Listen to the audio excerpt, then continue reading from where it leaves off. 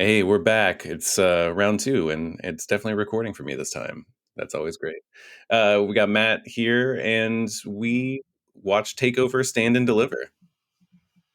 We were maybe about 50% right. I don't know. Yeah, 50 sounds about right. But then again, we basically picked both sides of every match. Yeah, There was a 6-man gauntlet match, and I'm pretty sure I picked 4 different guys to win it. So, yeah, I think yeah, we did okay. The big win here, obviously, Raquel Gonzalez is your new NXT Women's Champion, much deserved, and about time for that belt to move on.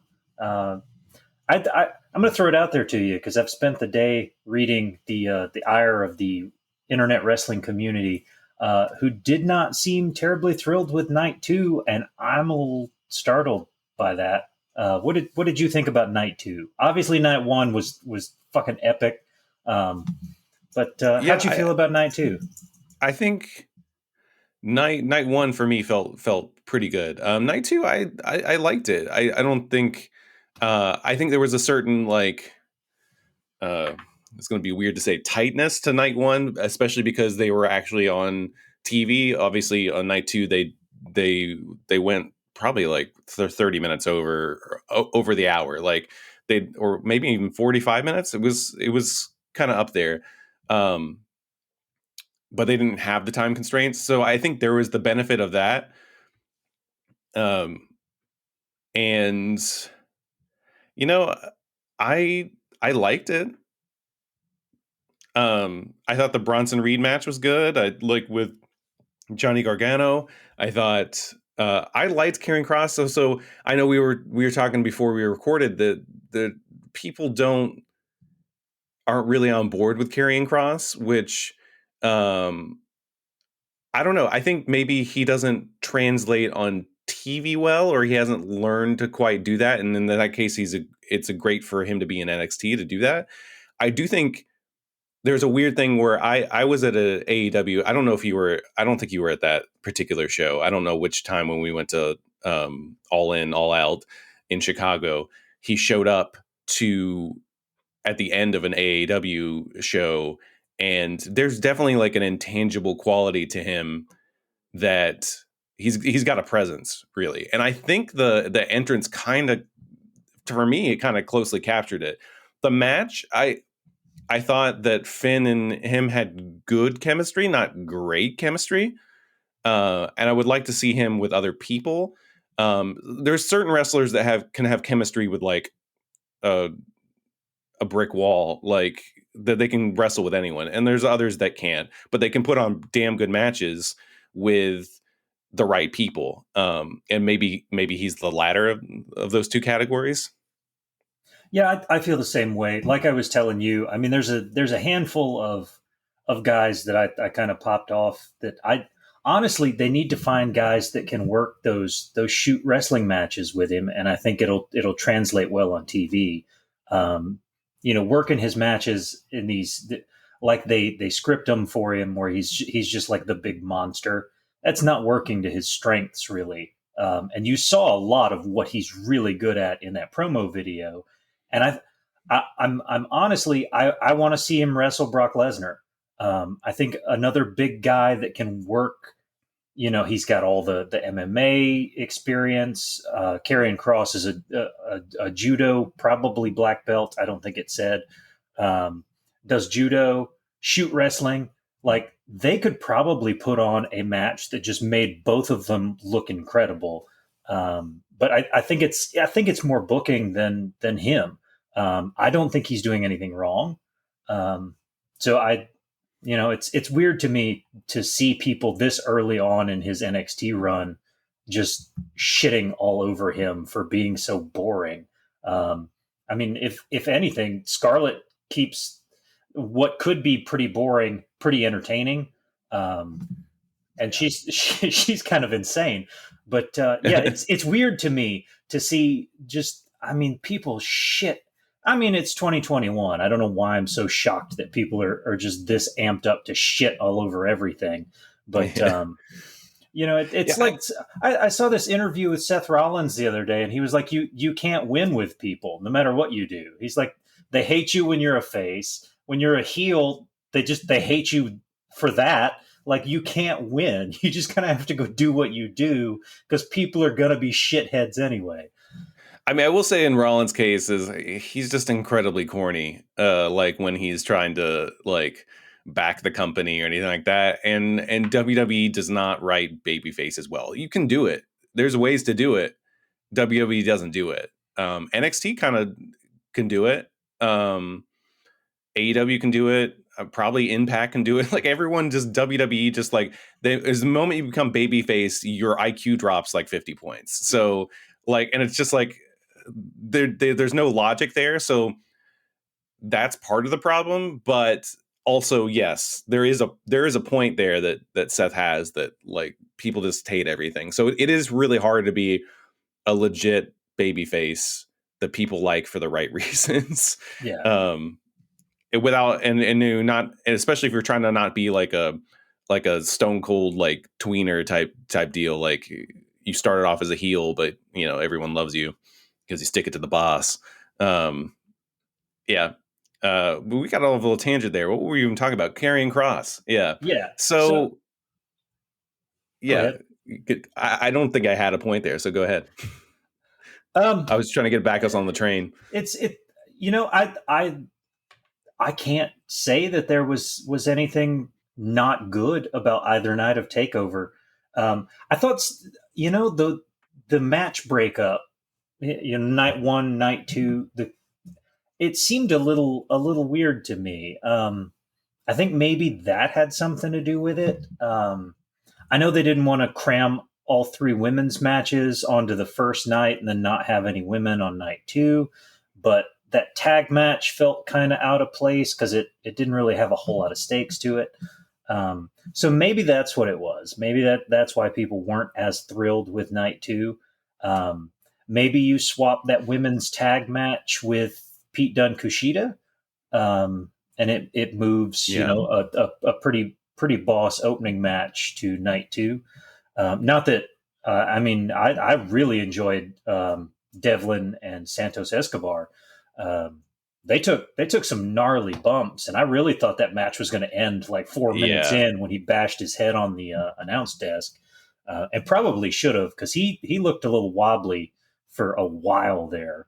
But I mean, I was thrilled with the entire show. If you had to throw it out there, would you got a match of the takeover?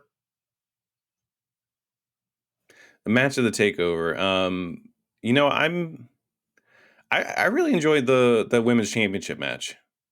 As much as I thought that it would be the unsanctioned match for me going into it, I really enjoyed that. I thought both that was a good matchup. They were great. That was an insane jump off that gigantic skull thing. Like, uh, there's no way that didn't hurt both of them like real bad. Uh, it was fantastic. So I really enjoyed that. That was my favorite match. It kept me engaged all the way through. I really, although I was hoping Raquel would finally be the one that did dethrone her, I was like, it still could go either way. It still could be Io's. Like they just keep on going with Io, and like she's champion longer than Volta or anything like that. So I don't know. And then she loses the belt to Charlotte at WrestleMania Yeah, next year. my least favorite match, and I don't know. I just feel like it should have been done on the NXT before, and they should have just decided. Like I know what they were going for with the whole Bronson Reed thing, where like, oh, he fought last night, so like he's this monster. The only reason he lost basically was because he was tired from the night before. So I get the way they booked it. It's just like that gauntlet match didn't really do much for me. Yeah, So the gauntlet match felt a little overcrowded at times. yeah, I think they could have done 2 weeks of NXT could have been a tournament format, and then you just have two guys night one in a just straight up singles match to determine who faces Gargano the next night. yeah. I couldn't tell if maybe Dexter Loomis got hurt. Um, because he went over the top rope and wasn't moving normal. Um, Hmm. there was a lot going on in that match that felt weird, and I'm kind of with you. That was probably one of the weaker, which I hate to say because that all six of those guys kick ass. Um, but I was also, I would agree with you 100% on the women's match, but Yeah. it felt entirely too short, and I don't get to say that a lot about wrestling matches. And I read today that they had to cut some of it for time because something else ran over, and that's incredibly disappointing because they really were. They were putting on a show. Um, I I mean I have, obviously I'm biased, but I got to go with Walter Ciampa. Um, it man, it was so good to see him just unleash hell for a good 25-30 minutes. Yeah. The chop through the announce desk was, I mean, for people that aren't quite as familiar with Walter, that was a beautiful way to show these chops are going to fucking hurt. Um, like the and it just every part of that I thought it was booked perfectly from start to finish. Um, German release and then another monster chop to close that thing out. Um, I loved it. It didn't end the way I really wanted it to, but I still wasn't disappointed. Oh, I have lost your sound there.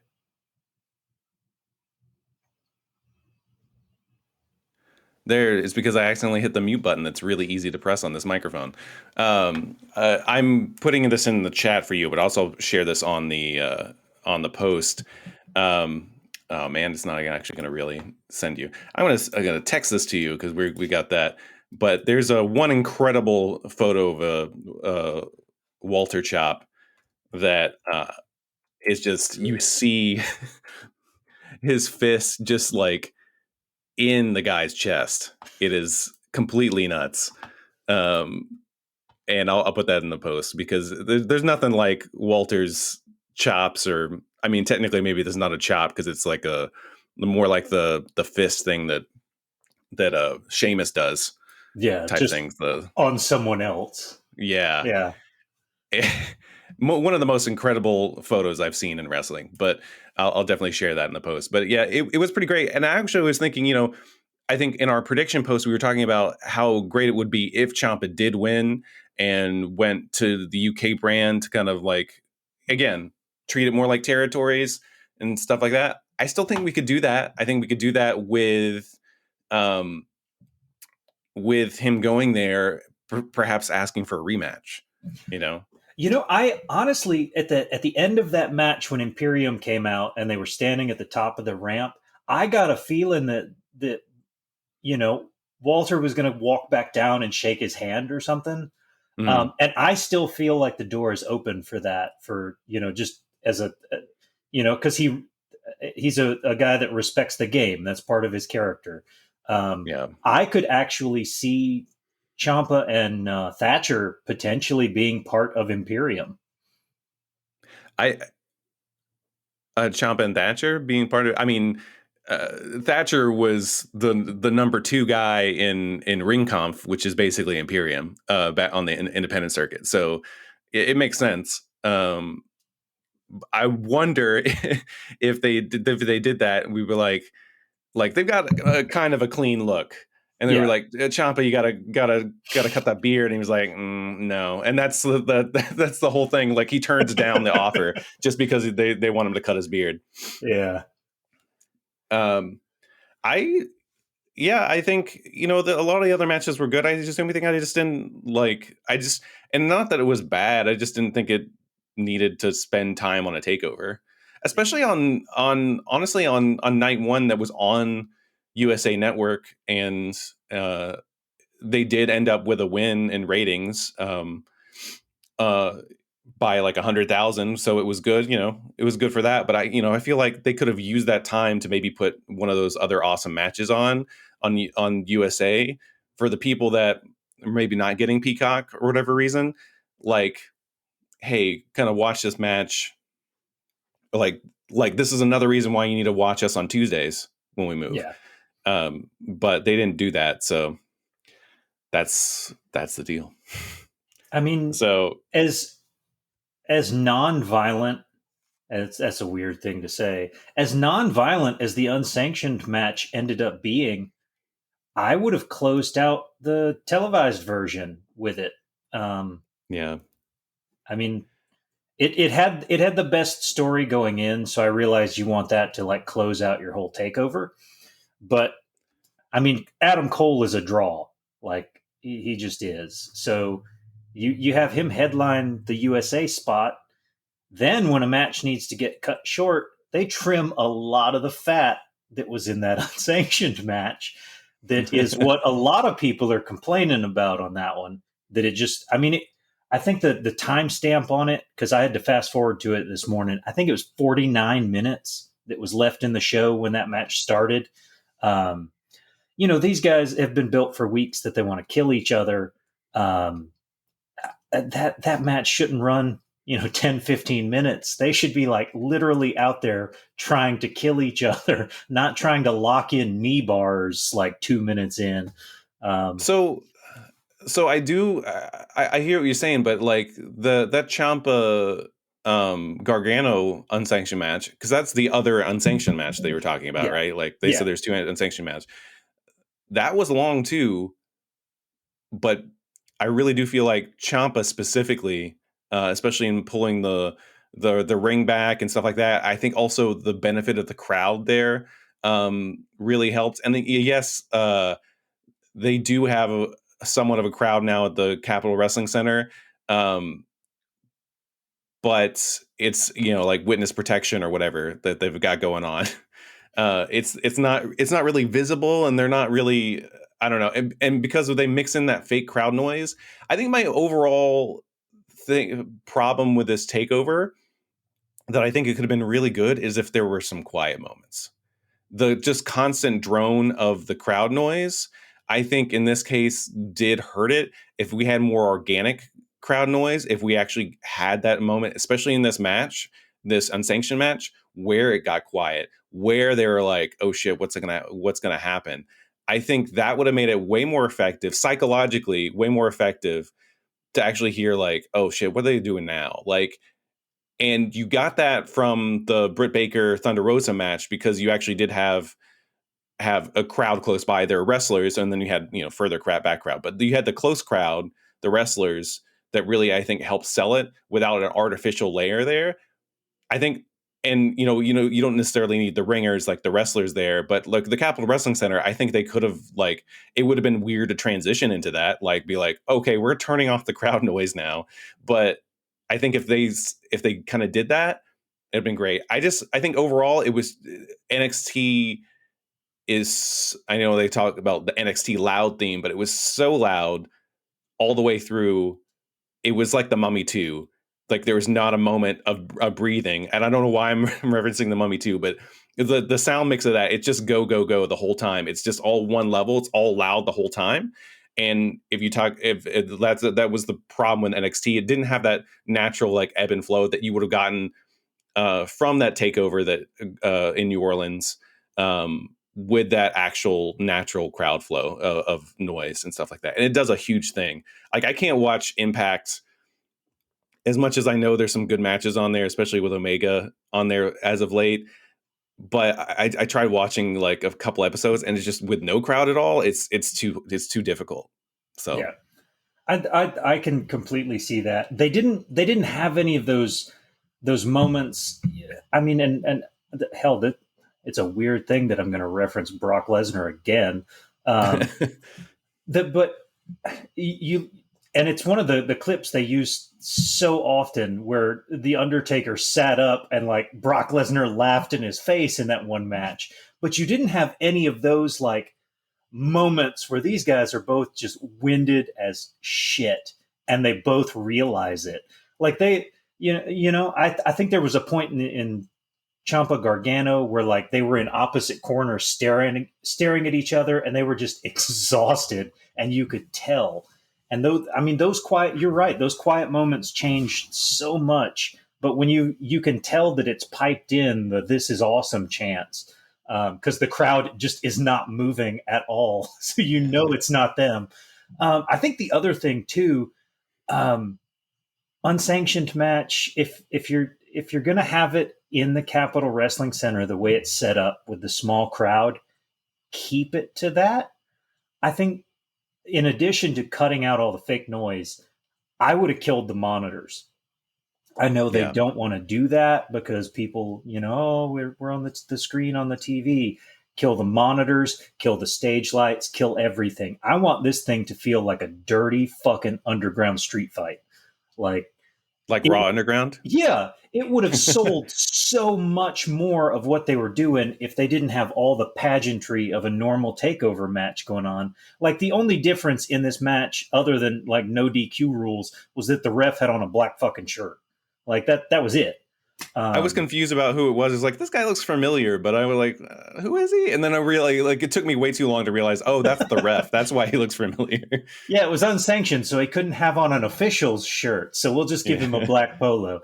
And don't have 15 security guys walk them to the ring. Just let them start beating the shit out of each other on the ramp. But yeah, I agree with you completely. If you're gonna lack the crowd, you've got to do the little things that are going to amp up the environment that you can create. And I think they kind of missed the ball there. And I think they had enough of a crowd that it could have been really cool. It's just like, how could they have transitioned from, hey, we've been piping in crowd noise? And the only way of them doing that is if they didn't have crowd noise from the very beginning of TakeOver. Yeah. Which I don't think Vince would have okayed that. So it's just, it is what it is. I'm looking forward to the next TakeOver where we can actually have a real crowd, which might be the one before SummerSlam, or at least a more crowd than they have now. For sure. I know WWE is going back to the Thunderdome after Mania, but yeah. Oh, well, so that's TakeOver. I guess we have got to chew through Mania, because that's the whole point of us doing this today. Yeah. Besides talking about TakeOver, I think saying all that, and not saying that I expect Mania to be garbage or anything, but I do think that NXT definitely set the bar for the weekend that I don't feel like Mania is going to clear. Yeah, I feel like if Mania was one night, I feel like there's one. Yeah, if Mania was one night, I kind of feel like if they just cut out some of the garbage, I feel like that would be a lot better. Yeah, because there is. But what do we got? What are some of the matches we got? Oh, I apologize in advance to our listeners, because this podcast could be 4 days long going through this card. Let's just start with what we have listed for night one. We have Naomi and Lana versus Mandy Rose and Dana Brooke versus the Riot Squad and Natalya versus Natalya and Tamina. Sorry. In a tag team turmoil match to determine who will face Nia Jax and Shayna on night two. This is your, we have to cram as many women into one 20-minute time slot as we're willing to give them. So yeah. Except for Bayley, who's in it. And I saw, yeah. We'll digress a little bit. I saw a really great, it may have been on like Sports Keto or something this morning. It was like the ballin' ass moment of WrestleMania is going to be when Bayley gets a ding dong hello episode in the middle of night two, and her special guest ends up being Becky Lynch, and they have a match anyway. Like, I'm totally on board for that. Waste 10 minutes of my time with just the setup of ding dong hello, and then give me Becky Lynch back. I don't care if you bring out the gobbledygooker just so Bayley can have a match. Just give Bayley something, please.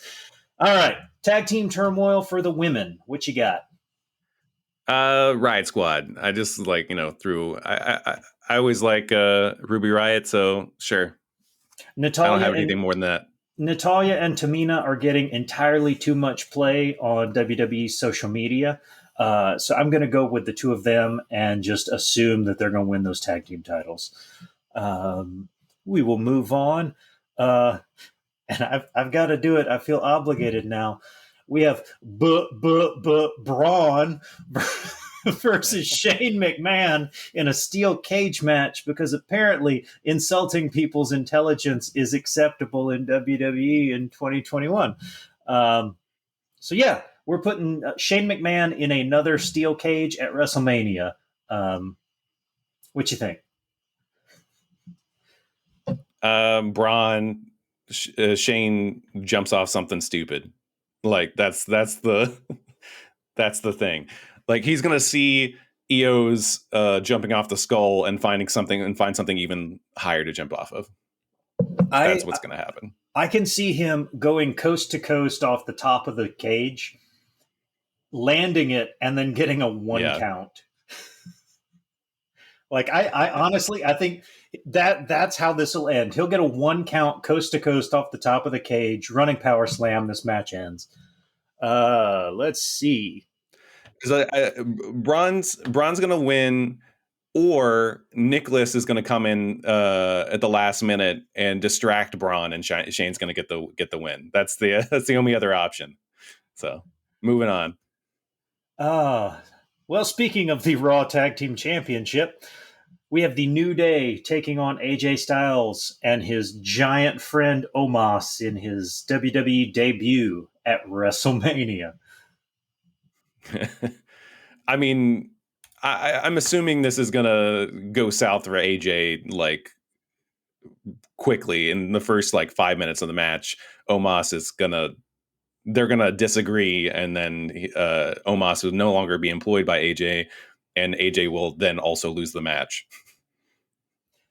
Yeah, they've sort of been, and I hate to think that they're going to do it, but they've kind of been teasing that Omos is going to end up being their new Big E. Yeah.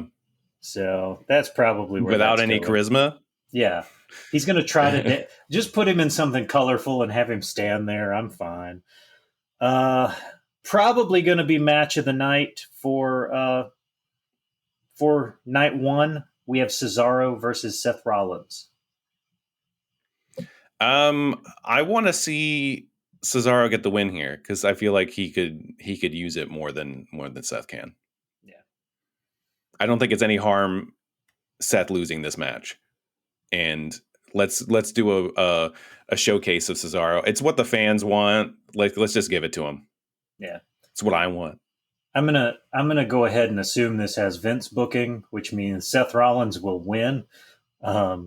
Because he hasn't pushed Cesaro yet. Why would he start now? All right. We have the greatest musical act of all time, The Miz and John Morrison, taking on Bad Bunny and Damian Priest. Like what I did there. Hop Hop Hey Hey is now available on iTunes. I think Bad Bunny and Damian Priest. I was about to say Punishment Martinez, and still stuck on his Ring of Honor name. I think they're gonna pull out the win here. I think Miz is gonna make them look great. That's one thing Miz is spectacular about doing, is making all these people look great. He made that John Cena Nikki Bella match. Him and Maurice made that match one of the most entertaining things on that Orlando Mania. So I think he's going to do the same thing here with Bad Bunny and Damian Priest. I know Bad Bunny's been putting in the work. I feel like they're working together. I think this is a good group of people that they're going to figure out a way to put on a fun match. Yeah, I think Priest and John Morrison are going to do a lot of the heavy lifting here. And then Miz will get tagged in to make Bad Bunny look good and eat the pin. Because Miz is gonna be the one that has to eat it. Smack. we're at a toss up for what's going to headline this show. I'm still with Drew McIntyre. I think the WWE Championship match should open night one, just so that I kind of want the guy to be the first entry or entrance at WrestleMania with WWE getting fans back. But it makes sense. And it's what a great, and especially if he's going to win the title, like like that Seth Rollins winning the Universal Championship from Brock Lesnar on the opening match. I think that's kind of a special moment and like a big way to start the show. And I think that'd be a great call. And do it before you have subjected people to another 3.5 hours of wrestling. Right. Because once fatigue sets in, we just, we kind of lose it a little bit. So I would kick off the show with the championship match. I'm going to go out on a limb, and I'm taking Bobby Lashley in this one. It seems a little weird. I think that there's some kind of hidden backroom deal that Brock Lesnar has signed back in, and that's the third time I've brought the sumbitch up. I think that they're going to work towards finally giving you the Bobby Lashley Brock Lesnar match at SummerSlam that you can't have if Bobby Lashley drops this belt, because Brock ain't coming back for mid-card bullshit. What if this is the third time you mentioned it? What if Brock Lesnar appeared like Beetlejuice, like third time? All of a sudden, he was just behind you in your place, and I just see you get picked up into a German suplex, just like from out of nowhere. I truly wish Daisy was not only here but strong enough to German suplex me. She's probably pretty close to, but that would have been a hell of a moment that our 8 unique viewers would see. All right, so I will assume from you what you said a few moments ago that you are taking Drew to get his moment in front of the small. I think that they're 15,000, just based on what the pods look like. Yeah. So here's what I'm going to say. If he opens the show, if this match opens the show, I'm going to say that Drew is winning. If this closes the show, I'm kind of with you. I think Lashley's retaining. I think the booking of this completely determines where it is on the card, like what the ultimate reaction is going to be. And I was giving it some thought before we sat down to do this too, and there's so much more they can do with Bobby Lashley. Like McIntyre's reign has kind of run its course. Who the hell do you put him up against next? There's not a lot of warm bodies that he hasn't already beaten. I guess AJ right. Maybe, but there's not a lot left. So I think it's sort of a disservice, honestly, at this point, if you put it back on McIntyre with all the matches that Bobby Lashley hasn't had yet. Yeah. So let's jump to the one that the internet community expects to be the main event, just because if you win the Royal Rumble, you should main event WrestleMania. Sasha Banks versus Bianca Belair. I'm sure just in general, like they're going to say like, oh, these 6 matches are the co-main events. It's like, no, the main event's the thing that happens last. Like WWE and even NXT, like last night was saying like, oh, there's the co-main event of the unsanctioned match. Technically, the only thing that should have been the main event, because the match technically didn't happen, the other match technically didn't happen, should have just been that Finn Balor karrying Cross thing. It's just like, oh, we're just going to happen to keep the cameras rolling for this other match, but it's not sanctioned, so how can it be the main event? Moving on from that, though, I do think it probably will be the main event unless they're trying to do something with Lashley and Brock, I think. So the storyline's been pretty garbage here. Like they haven't really, they just booked both of them just like idiots, and they had Reginald involved at some point and all. So I know Reginald's booked for night 2. We talk about Reginald so much. I think we talk about Reginald more often than Adam fucking Cole on this podcast. So thank you for that, Vince, you son of a bitch. So I don't know if they open the show, if they somehow open the show, or if they're in the middle, Reginald's involved. If they close the show, I do feel like Reginald won't be involved. I know Reginald hasn't necessarily been involved in the storyline for a few weeks now, but every time I seem to watch it, he is. So yeah, I think Sasha retains. I don't know. I think it'll be a good match. I think Sasha retains. That's all I have to say. I'm gonna go the same kind of the same route you did on the men's championship match. If it opens the show, Bianca gets her moment. If it closes the show, Sasha retains. That makes sense. I think it's got that same sort of vibe. Plus, I mean, this will be like the 111th time that Sasha's had a title and then just almost immediately dropped it the first time she had a challenger. So, because she won it from Bayley at Royal Rumble. Is that right?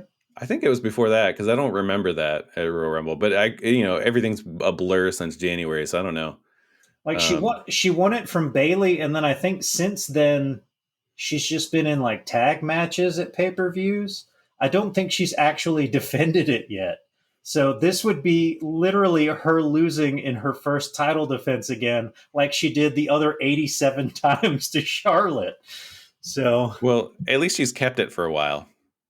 Well, like number of days. When you don't defend it, it's easy to hang on to it.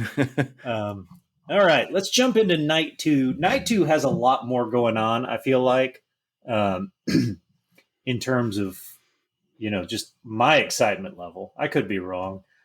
We have Nia Jax and Shayna Baszler defending against, whoever we picked earlier. I don't even and Reginald.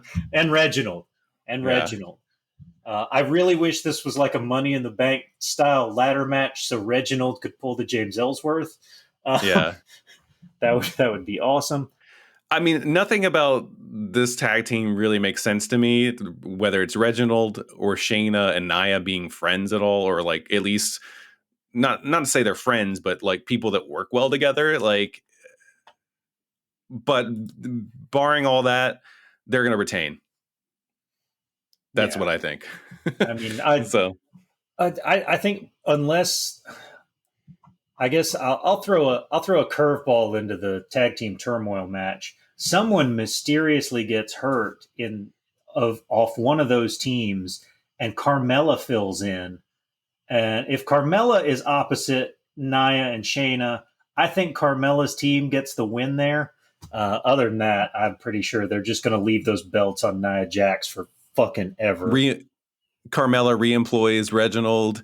Reginald gets his WrestleMania moment, and it's in like the package, the clip package for years to come. Reginald forever. Reginald then, now, forever. All right, let's get on to matches that actually mean something. I'm actually really excited for this one. The United States Championship, Riddle versus Sheamus. I sent you that clip that someone put in Taz's bizarre AEW Dark commentary over his the birds flying out for Matt Riddle, and it was like pigeons. After that, I just want Taz, just like, I know he's working at AEW, be like, we brought in one of our old commentators, Taz, to commentate randomly this Sheamus Matt Riddle match. Like, I want someone over that WWE had seen that clip on Reddit and be like, we gotta like just back up the money truck for Taz to commentate this match. It's not gonna happen. It should be a good, hard-hitting match. Like, Matt Riddle, for the doofus he plays, is a really good fighter, and Sheamus is a good brawler. I feel like it could be good. Yeah, I agree. At this point, it doesn't matter to me who wins this match. Sheamus has been crushing it lately, so I'm glad that they at least found some kind of title for him to have a match over. Honestly, I want something to go wrong with like their computer, and I want the birds to get stuck on screen the whole match, or I want the birds to be this year's maggots. So I want parrots all over the ring canvas for the entirety of this match. like it's a fucking Jimmy Buffett concert. I think um I think Riddle retains. Yeah, I mean, I don't see them. I think them it's going to be taking. one of the Peaky Blinders Sheamus, putting on Peaky Blinders Sheamus the title. Yeah, yeah.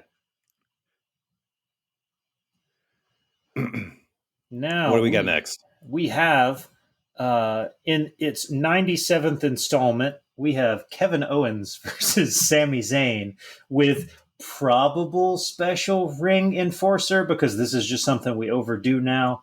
YouTuber Logan Paul. An amateur boxer, I guess, as well now. I really wish Sure. that Conor McGregor would take that check and just knock him the fuck out. Yeah.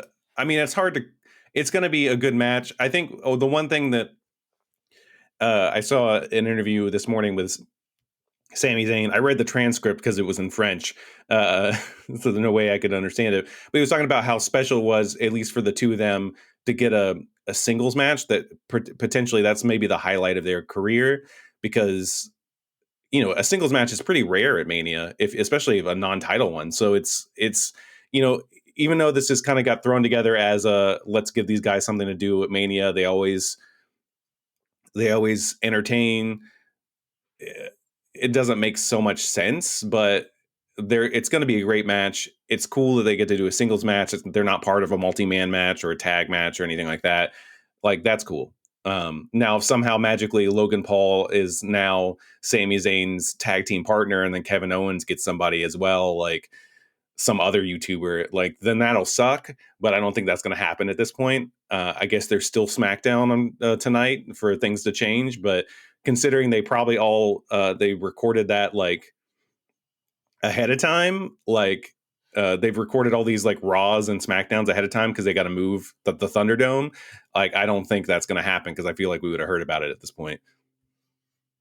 Yeah, so you said Kevin Owens ended up with a different YouTuber, and for some reason, the only two YouTubers that I could think of off the top of my head were the cat lady that the Tiger King tried to kill.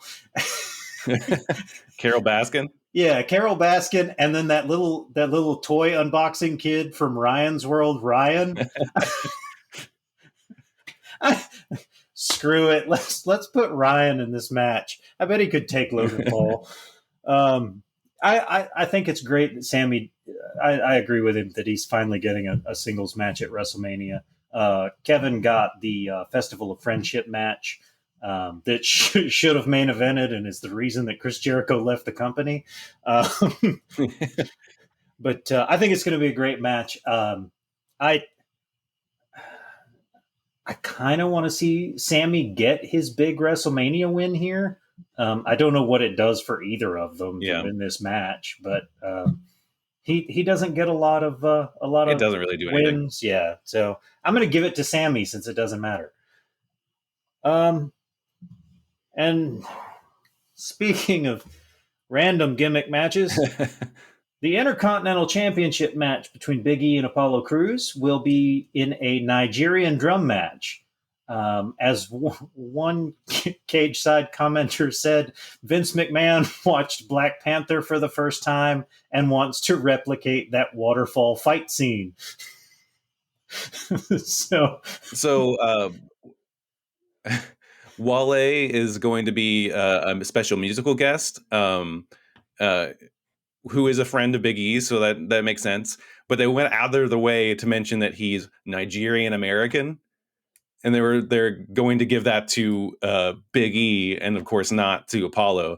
So they're like trying to like almost like kind of rub it in, I guess, that this Nigerian American is going to back Big E instead of the Nigerian dude. So there's that. I don't know. It sounds like a mess, but whatever. We'll see. It feels like Big E should retain, but I kind of feel like Vince just to like switch some stuff up, especially now that we have crowds. Honestly, I've been saying a lot of people are going to retain their championships, but because it's in the crowd, they could just go a different way to get those pops. So actually, this case, I'm as much as I love Big E as Intercontinental Champion, I feel like Vince is going to go a little crazy here and like let's move the Intercontinental Championship over to Apollo and see how that works for like 3 days. I mean, consider that Zack Ryder won the championship, the Intercontinental Championship, in that ladder match in Dallas at WrestleMania 32, and immediately lost it like 48 hours later. So I feel like that could be a similar thing here. Yeah. I think Big E's going to hang on to it. I think he's got to hear the chatter that people are happy about Big E having a title finally. So I don't think he's going to pull the belt off Big E. I'm with you though. I feel like this could have a real bad look about it and just be a mess. It's not quite going to be do-rag Vince McMahon dropping the N-bomb mess, but yeah, that shit's not going to end up on Peacock.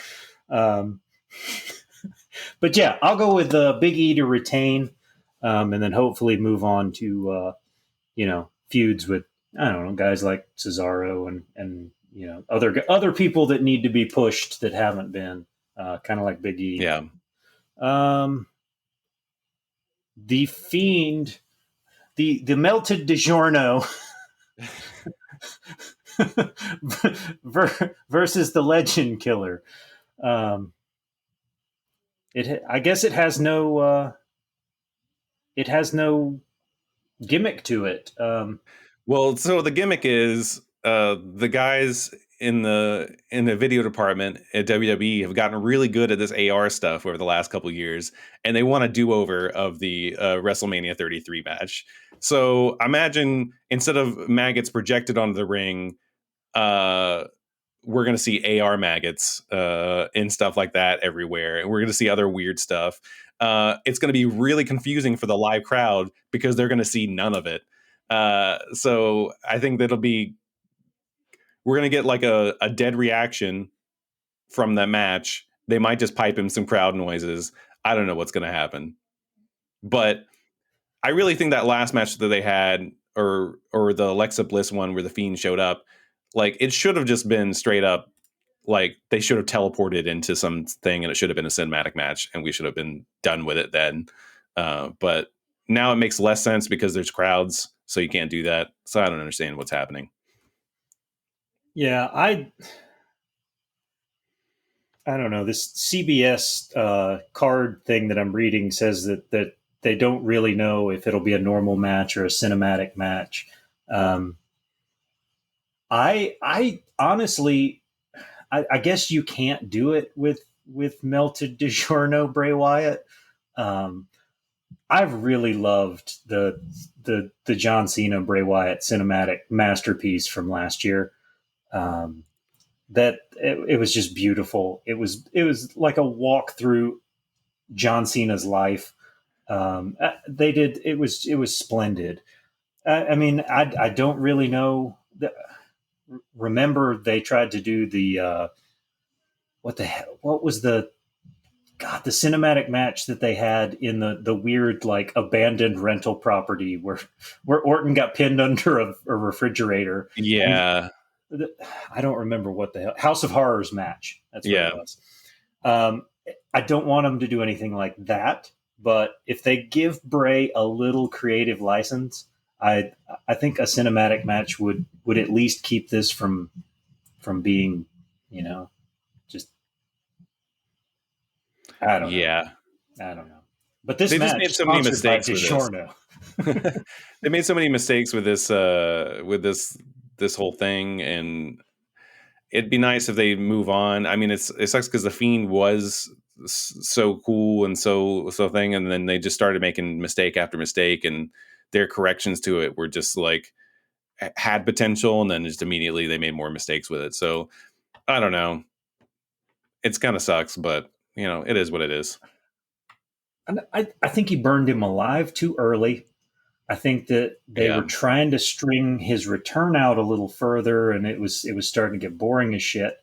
And then they just kind of, they haven't really known what to do at this point. It's been it's been weird. I think that they do the burned alive or whatever segment, closes out Fast Lane or something, string out this him puking up black shit or whatever until WrestleMania, have Alexa challenge Randy Orton at WrestleMania, and then, screens do funny shit, and then pizza face Bray Wyatt is, across the ring instead of Alexa. I mean, just keep it simple.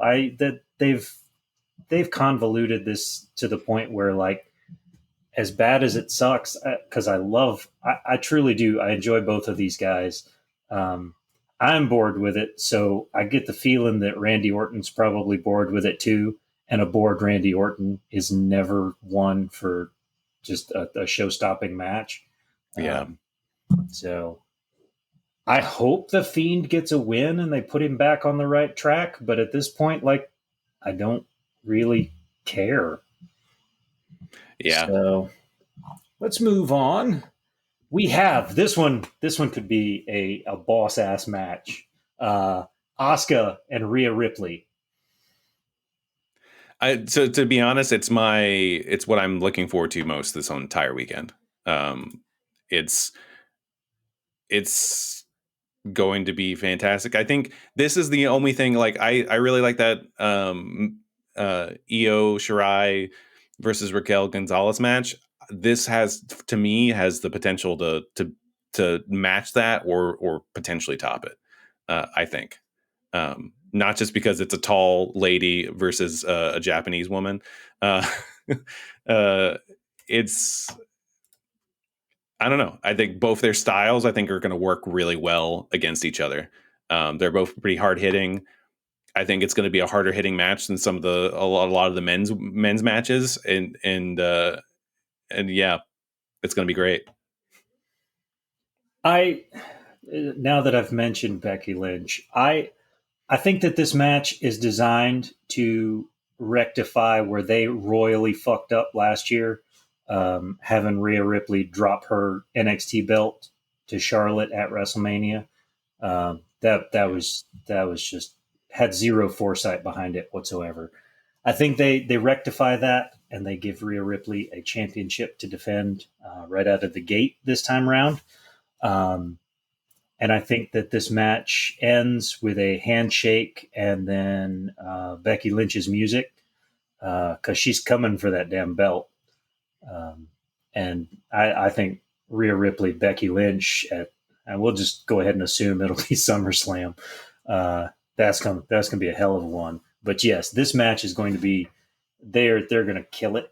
And of anything on these two nights that has the potential to be the match of the weekend, I think this is it. Yeah.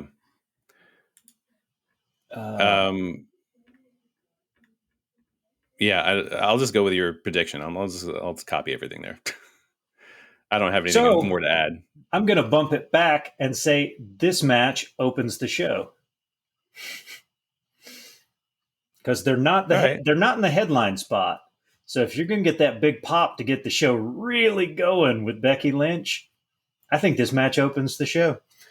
I feel like that tag team title match is going to be like a cool down match of some sort between big matches. Oh yeah, that'll be. We're talking about that. That's probably your in between. Like, it definitely doesn't open. No, it's a wedged in here between Bray Wyatt and the main event kind of thing. Yeah. Let's see. Does that just leave us one more match? It does. It leaves us the Path to Redemption triple threat here. We have concussion survivor Daniel Bryan, neck injury survivor Edge, and leukemia survivor Roman Reigns battling for the Universal Championship in a triple threat match. WWE did acknowledge all three of those things today on their Instagram.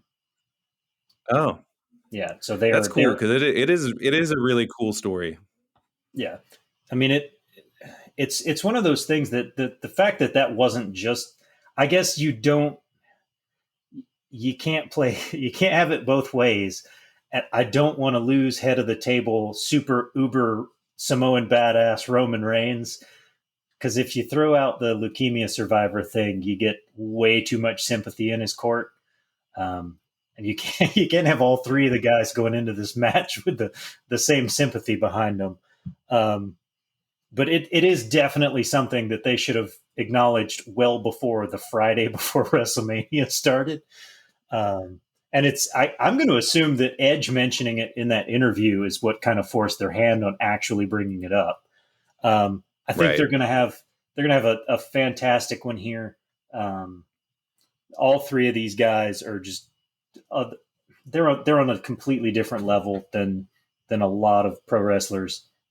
Just since I was 10 watching Goldberg slaughter everybody in WCW to now. I mean, these guys they're leaps and bounds out in the front of the pack in terms of guys I would consider best I've ever seen. I